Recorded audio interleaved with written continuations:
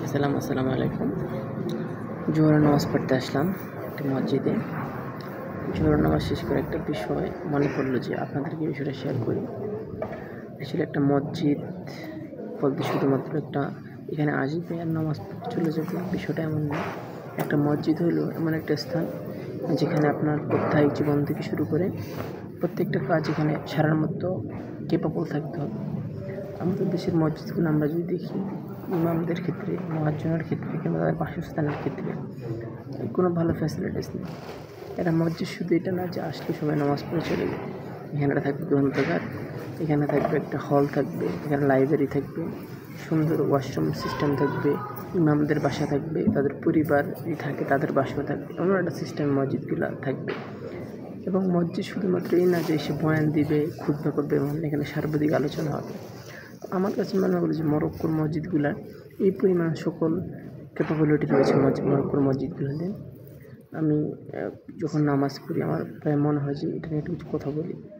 আমি আজকের ভিডিওতে আপনাদের দেখাবো মরক্কোর মসজিদের স্ট্রাকচার কেমন এবং এখানে ইমাম মুয়াজ্জিনরা তারা কী ফ্যাসিলিটিস পেয়ে থাকে এবং আমাদের দেশের মসজিদগুলা প্রায় কম্পেয়ার করবেন এইগুলোর সাথে। এখানে তফাৎটা কি, এটা কি আসলে তফাৎ করা আসলে সম্ভব না কিনা বাংলাদেশের মসজিদের সাথে এখানকার মসজিদে। তাহলে চলো শুরু করি।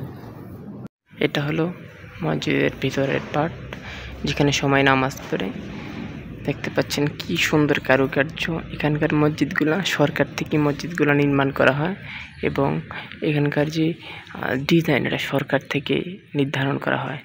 এইখানের মসজিদগুলো নির্মাণ করার জন্য এক্সট্রা যারা ধর্মীয় বিষয়, শুধু মসজিদ নয়, এখানে যে খ্রিস্টানরা রয়েছে তাদের জন্য উপাসনালয়ের জন্য যে বিষয়গুলো প্রয়োজন সেগুলো এই দেশের সরকার থেকে নিয়ন্ত্রণ করে।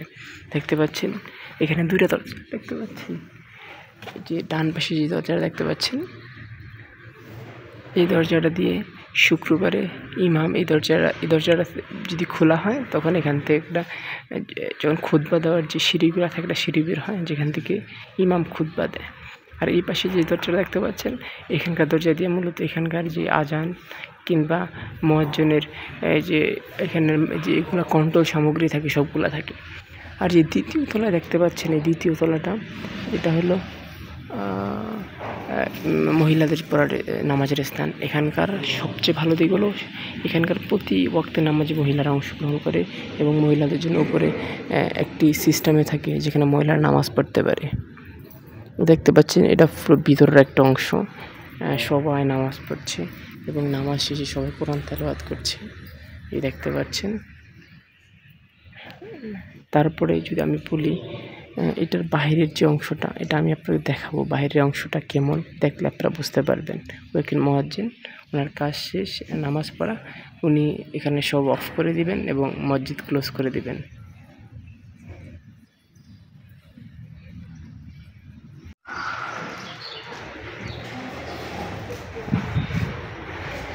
যদি আপনাদেরকে দেখাই এখানকার মসজিদের যে উজুখানাটা কেমন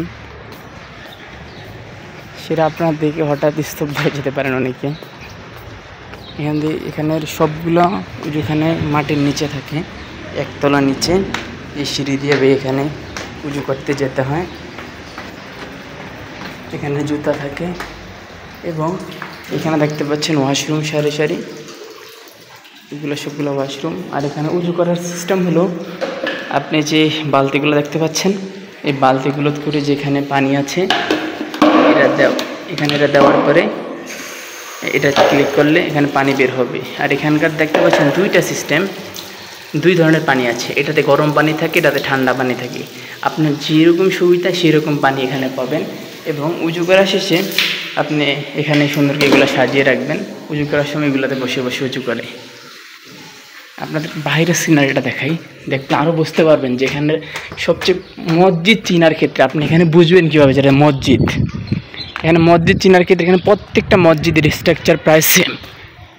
মসজিদ চিনার ক্ষেত্রে আপনি একটা জিনিস খেয়াল রাখবেন, সেটা হলো যেখানে দেখতে পাচ্ছেন একটা মিনার। এখানে প্রত্যেকটি মসজিদে মিনার থাকে এবং বাইরের কারুকার্যগুলা এত পরিমাণ সুন্দর যা আপনাকে বিস্মিত করবে, মনে হবে ইতিহাস ঐতিহ্যের সেই পুরাতন সময়ে আপনি চলে গিয়েছেন। দেখতে পাচ্ছেন এটা হলো বাহিরের একটা সিনারি। এখানে প্রত্যেকটা মসজিদে এরকম একটা মিনার রয়েছে, এই মিনার থাকা মানে এটা মসজিদ এখানে ধরে নেবেন। সবাই নামাজ পড়ে বের হচ্ছে এবং মসজিদের দুইটা পাশ খুবই সুন্দর পরিপাটি থাকে। আর এখানে একটা দরজা দেখতে পাচ্ছেন এই পাশে, এই দরজাটা দিয়ে মূলত এখানে যিনি মুয়াজ্জিন থাকেন, ইমাম থাকেন, তাদের জন্য পিছনে মসজিদের পিছনে বাসা আছে। তাদের জন্য সরকার থেকে, তাদের পরিবারের জন্য, তাদের জন্য সরকার থেকে বাসা নির্মাণ করে দিয়ে দেখতে পাচ্ছেন।